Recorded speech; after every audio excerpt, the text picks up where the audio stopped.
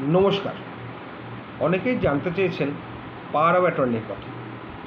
অনেকের মনে কোশ্চেন থাকছে যে পাওয়ার অফ অ্যাটর্নি দিলে কাউকে সেটা রিভোক করা যায় কিনা, ক্যান্সেল করা যায় কিনা, বা করলে কিভাবে করতে হয়।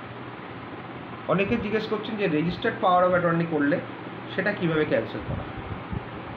অনেকে জিজ্ঞেস করছেন যে যদি পাওয়ার অফ অ্যাটর্নিতে লেখা হয় ইরিভোকেবল পাওয়ার অফ অ্যাটর্নি, তাহলে সেটাও ক্যান্সেল করা যায় কিনা। বিভিন্ন কোয়ারিজ লোকের মধ্যে আছে।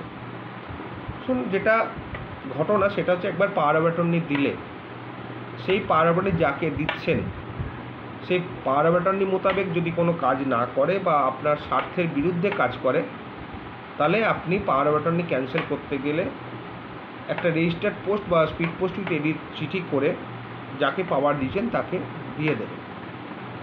সে যদি দেখছেন চিঠিটা ধরছে না, তখন আপনাকে যেটা করতে হবে, একটা পেপার পাবলিকেশান করতে হবে যে আমি অমুককে পাওয়ার দিয়েছিলাম 1 তারিখে, সেই পাওয়ার আমরা ক্যান্সেল করে নিয়েছি বাই লেটার। সুতরাং এই পাওয়ারের ভিত্তিতে কেউ কোনো কাজ ওনার কাছ থেকে নেবেন না বা করবেন না বা ওনাকে মানবেন না, এই মর্মে একটা পেপার পাবলিকেশান করতে হবে। তাহলে পাওয়ারটি ক্যান্সেল হয়ে যায় এবং ওনাকে ফার্দার চিঠি দেবেন যে আমরা পেপার পাবলিকেশান করে দিয়েছি, তুমি কিন্তু এই পাওয়ার অফ অ্যাটর্নি বেসিসে কোনো রকম কাজ করবে না, যদি করো তাহলে তোমার এগেইনস্টে ক্রিমিনাল অ্যাকশান নেওয়া হবে। এইটা একটা গেল। এবার ধরুন রেজিস্টার্ড পাওয়ার অফ অ্যাটর্নি করা হয়েছে, সেটা কি চিঠি দিয়ে ক্যান্সেল হয় কি হয় না, এ সম্বন্ধে অনেক দ্বিমত আছে। তবে আমি বলবো সেটাকেও চিঠি দিয়ে আপনি ক্যান্সেল করতে পারেন, তাতে কোনো বার নেই।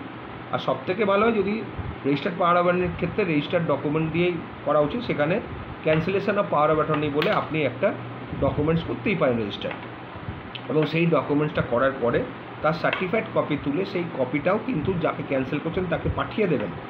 অরিজিনালটা আপনার কাছে রাখবেন। পেপার পাবলিকেশানটা কিন্তু মাস্ট। আরেকটা পাওয়ার অফ অ্যাটর্নি যেটা বলছেন যে যদি ইরিভোকেবল লেখা থাকে, শুনুন, একটা আইন আছে, ইরিভোকেবল লেখা থাকলেও সেটা ক্যান্সেলযোগ্য, তাতে কোনো বার নেই। আর এছাড়াও রেজিস্ট্রি অফিসে যখন রেজিস্ট্রি করতে যাবেন, ওই ইরিভোকেবল কথাটা কিন্তু রেজিস্টার নেবে না, ওটা রেজিস্টার বাদ দিয়ে দেবে, তবেই রেজিস্ট্রি হবে। ইরিভোকেবল পাওয়ার অফ অ্যাটর্নিও ক্যান্সেল করা যায় একই ফর্মুলাতে, তাতে কোনো অসুবিধে নেই। হ্যাঁ, তবে অনেক কিছু লেখালেখিটা একটু আলাদা হয়, সেটা আপনাদের যে লয়ারবাবু করবেন, উকিলবাবু করবেন, তার সঙ্গে কথা বলে নেবেন। পাওয়ার অফ অ্যাটর্নি ক্যান্সেলযোগ্য, তাতে কোনো বার নেই। আরেকটা জিনিস আপনাদের বলে দিই, পাওয়ার অফ অ্যাটর্নি যিনি দিচ্ছেন বা যারা দিচ্ছেন তারা যদি কেউ মারা যান বা তাদের মধ্যেও যদি কেউ মারা যায়, তাহলে কিন্তু পাওয়ার অফ অ্যাটর্নিটা অটোমেটিক ক্যান্সেল হয়ে যায়। সেক্ষেত্রেও কিন্তু আপনাদের যিনি বেঁচে আছেন সেটাকে জানিয়ে দিতে হবে, ডেথ সার্টিফিকেট দিয়ে বা না দিয়ে হোক, যাকে পাওয়ার দিচ্ছেন।